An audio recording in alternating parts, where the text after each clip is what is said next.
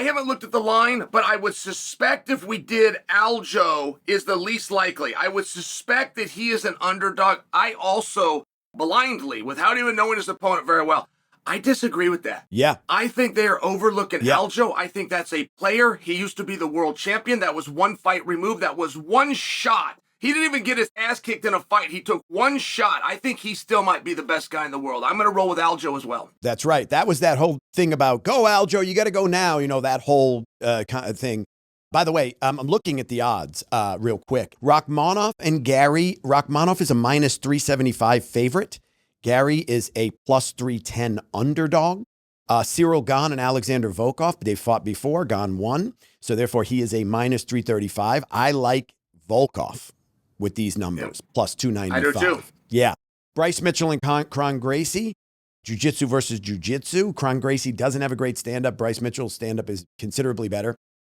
Mitchell is minus 700 against Gracie's plus 550. That is severe. Nobody's thinking in the world of fight picks that he is going to win that fight.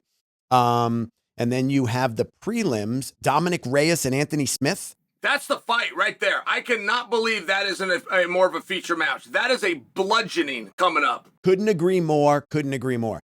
Smith, underdog, plus 275. I think that's warranted. I do like Dominic Reyes in that fight at minus 325. Vicente Luque is fighting a kid. I don't know much about him, but his last name is Garimbo. Garimbo's a favorite in that one against Luque. He looks like a tough kid. Yeah, they're featuring him a lot on the Embedded series.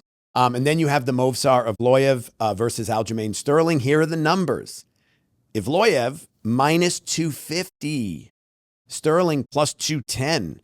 I mean, I know Evloev is great, but I take Sterling on that with those numbers for sure. That's a little crooked. From an ex-champ, come on, who hasn't really lost a lot, like you said, that's a little unfair. Of everything that you would put forward, if there is a prop bet out there where you could get odds, I am very confident in telling you Lionheart versus Reyes does not go to the distance. That is probably my strong. I'm even stronger against that than I am that Rachmanov will win. Wow. Okay, good. There is a bludgeoning coming, and it's going one way or the other. Anthony Smith just lost his jiu-jitsu coach. This guy was 53 years old. He's tied to Anthony's career. He has never not been with Anthony. Anthony, in fact, went as far as to say this is as hard as when I lost my mother. Oh, boy. The gentleman went to sleep one night. There was no any foul play. He went to sleep, and he never woke up. He went the way we would all like to go, but he's got a family. He's got 2 daughters at home, both with special needs. I mean, this is about as tough as the story gets. For Anthony Smith to go through with this is because he thought it's what this guy would want. I mean, that fight's not going the distance. I don't know who's winning it, but I'm just sharing. When you bring that kind of emotion, it goes one way or the other. Do you think it has any chance of helping Anthony Smith? I don't know. I mean, yes. You do.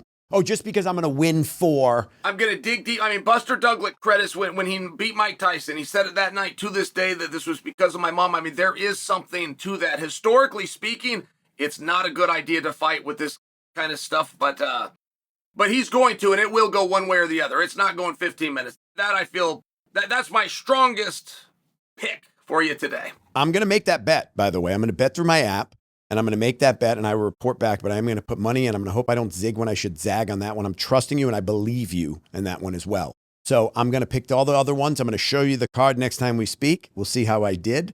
I might be a rich man the next time you see me. By the way, you might be a rich man because of the palliative, what is it called? Palantir and App Lovin'. Whatever App Lovin' is. Thank you, App Lovin'. By the way, how funny is it, like, in 5 years from now, the big story of Chael Sonnen isn't your amazing fight career, not your podcast career, but how you got rich off of App Lovin'.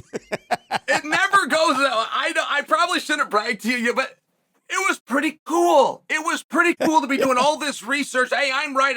Oh, wait a minute. I bought a different stock, but it's got the very similar symbol. Anyway, I thought you should hear it. I missed you, buddy. It was good catching up. I'll see you next week.